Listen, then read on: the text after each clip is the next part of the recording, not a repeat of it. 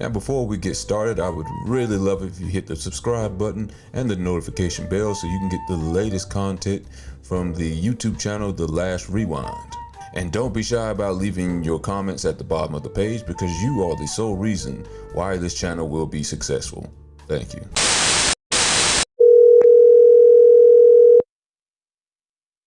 Your call has been forwarded to an automatic voice message system. 0, 1, 2, 3, 4, 5, 6, 7, 8, 9 is not available. At the tone, please record your message.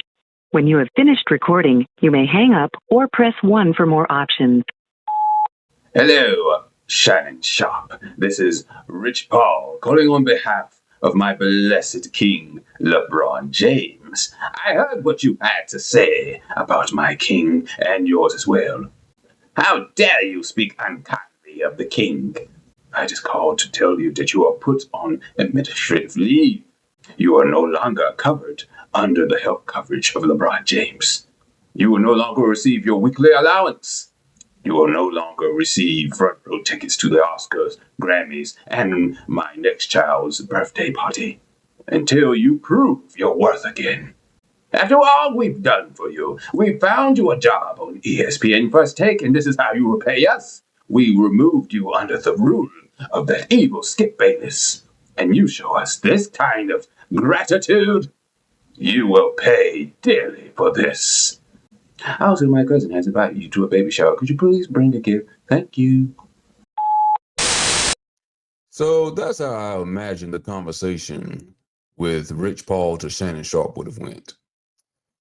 So Shannon Sharpe actually, surprisingly, came down on his boy, his proclaimed GOAT, his king, LeBron James, for not showing up to the All-Star game, for saying he was injured, which I'm not going to say he wasn't injured, but to all of a sudden, the day of the game, say, oh, I can't play, when you've had plenty of time to decide whether, you're going to be able to go full force or even 50%, because if I'm not mistaken, LeBron, I think he was hurt or he had a little injury a couple years ago in the All-Star game. He still played. He pulled, a little bit of an effort, but he still gave the fans something to see, There's people who are driving, many miles away, paying those high ticket hotel prices to stay there for the weekend to come see him because he is box office. Even at his age, he's still box office.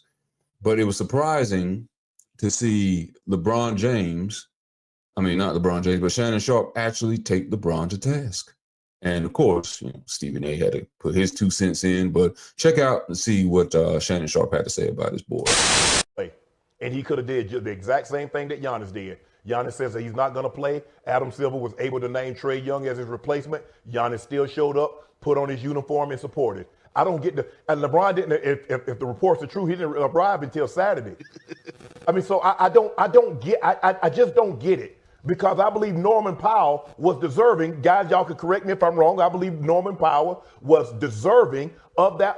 He earned that. He earned the right to be there if LeBron wasn't going to play. What was the purpose of him just showing up in street clothes? You're not going to play. If you want to just show up, because he could have did exactly what Giannis did. Show up, put the uniform on. I'm here to support you guys, but I'm not going to play. The mere fact that he got on a flight and had to fly, and he's talking about his ankle and foot discomfort, the swelling goes on when you're up in the air. I didn't agree with that. I did not agree with LeBron's decision not to show up late. He showed up late and not playing this ball game. If you're not going to play, give someone else an opportunity to fill that spot. Left Shaq with just 7 guys instead of the customary 8. I did not agree with this decision, guys. I thought LeBron in this situation was selfish. He knew he wasn't going to play. And then instead of just telling Adam Silver, I'm not going to play, and allowing him to name a replacement, even if it's not Norman Powell, though I think he's had earned that right considering how well he played, that's what should have happened for me. Ant-Man, the same thing. Ant-Man pulled out, talking about he's sick. Allow someone else to play. You're still an all-star. Even if you don't play in the game, guys, you still have that all-star tag on your resume. LeBron James is a 21-time all-star. He started every single time. Nothing was going to change. I disagree with LeBron's decision on this one. Shannon, I need to pause you for a second because you couldn't see Stephen A's facial expressions. I think he had a mild heart attack. S.A., I'm trying to recover. I'm just so proud of my boy Shannon Sharpe. I know he got a lot in him. I didn't know he had that in him. Selfish? LeBron? Oh, my Lord. Did you bring it this morning? This is just a moment right here. I just got to pause. I'm just so proud of my man Shannon Sharpe. I didn't know he could do it. I didn't know he could do it. You're damn right LeBron was selfish. You're damn right he was. I mean, there's no way around this. You know, you're going to sit up there and announce before the game where Adam Silver doesn't even have a time to give a replacement. And again, giving props to Draymond, Jalen Rose, Vince Carter.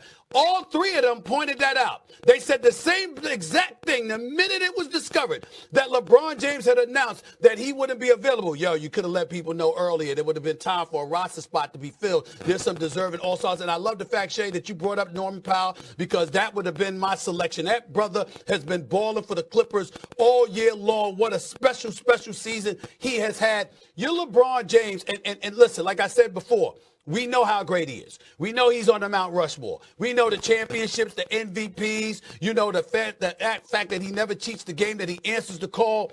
But this brings up a couple of things that he has done that has cheated the game. I personally hold LeBron James responsible for messing up the slam dunk contest. And we'll get into that later. He is directly responsible for the erosion of the slam dunk contest over the last several years. There's no way around it. And I don't give a damn. I don't care who says otherwise. If you're being fair and you're being honest, that's on him. All right. You hear what Stephen A had to say about it? Of course, he believes LeBron directly affected the slam dunk contest not being a big deal anymore for superstar athletes, or the most popular ones, superstar athletes. Mac McClung did a great job this weekend. Props to him. Becomes the only 3-time in a row slam dunk champion. Nate Robinson, who I often, somewhat mistake to look like Kevin Hart, he's won 3, but not 3 in a row. So Mac McClung has that distinction from any other dunk contest winner. And but the main thing is box office. You have to have a big name to sell anything. I don't care if you're talking about something in the theater, something with the movies, baseball games, boxing. You can have skill, but nobody's going to come see you if they don't know who you are. And that's the same thing with the All-Star Weekend. With that being said, LeBron James is a box office name. He's been that way for 2 decades. Props to him. And he still is. Not to mention the fact that most of his career is behind him. And somebody, some kid, some father, mother, family are paying some money to say, hey, let's go see LeBron James one last time because we may not get a chance next year or the year after that. We got our finances in line. LeBron, All-Star Weekend is, of course, only once a year. So let's save up the money to go see LeBron James. Then they pay these tickets and they find out the day of that LeBron's not going to be playing. Imagine that. Load management during the All-Star Weekend. Imagine that. That's how bad it's gotten. That's how much distrust now fans have with the NBA players. And that left Shaq, I think what he said, left him up with 7 players instead of the customary 8. It all adds up to how horrible All-Star Weekend has become. Not just All-Star Weekend, the NBA product. The first game with Curry and Dame, they were playing the Rising All-Stars. First of all, there's a problem with that. Why are the Rising All-Stars allowed to take the court with the All-Stars? That was something that was dedicated on Sunday just for the best of the best. They're getting TV time with the best of the best. And let's not be crazy about this, but that game was not that far away from them actually winning. They could have beaten the All-Star guys, Shaq's team, if I'm not mistaken. They showed the problem with the NBA during that game. 3 after 3 after 3. They had a chance to hit the game winner by, just going and taking an easy layup. But instead, they run to the basket and shoot it out back to the three-point shot. And they just had to end it that way, shooting a three. They wanted to do that way instead of taking the easy basket. And they almost allowed the rising all-stars or rising stars to win that game. And that would have been a travesty, let me tell you. You know, they had the format where they were playing the 40. You know, they didn't go the usual East versus West and just, you know, play until the game ends and then whoever has the most points wins, like, you know, most regular season games and playoff games. How they've been doing it for forever now. They wanted to change the format because why? The players were not competitive, especially not last year when one team scored 200 and somebody else, the other team almost had 200. They had 180 something, if I'm not mistaken. No defense. 3 fouls called in all of last year's All-Star game. This is the no defense league. And to bring it back to LeBron. If LeBron is supposed to be like the head of the league, the leader of the league, the face of the league, people look to him and see how they're supposed to treat their teammates, how they're supposed to play the game correctly or incorrectly. And when they see things like this, it's going to get to a point where players don't even care to go to the All-Star game. They just want their name mentioned on their accolades that, hey, I'm an 8-time or 12-time, first-time All-Star. Hopefully that'll help me get into the Hall of Fame. So maybe I can get more endorsements based off of that during my playing career and after. They just care about the adulation, not being able to play with the best of the best and compete. When they see this from LeBron to Stephen A's point, with him never competing, and this is what drives people crazy about him, is because LeBron is a superior athlete, and people want to see him display his superior skills. And for him not to display his superior athletic skills in a dunk contest, it takes people aback. It's like Michael Jordan, superior athlete, Dominique Wilkins, Dr. J, to just name a few, Vince Carter. That is one of the best places to show off your skills, and of course, the All-Star game. And I know people are like, well, Brett, he's been playing for 20 years. Can he take a break? He could have took a break a week ago and said, hey, I can't play, and give that spot to Norman Powell or LaMelo Ball. Nobody mentioned him. LaMelo Ball should have had a chance to play. You know, he should have been deemed the All-Star this year, but you know, the voters, not the fans, chose that LaMelo Ball wasn't worthy of being an All-Star this year. But he could have had a chance if someone said ahead of time that, hey, you know what, I'm not going to be able to play, instead of load managing during the All-Star weekend. That means he doesn't think All-Star weekend is that important. And that is what is driving the fans away from the game.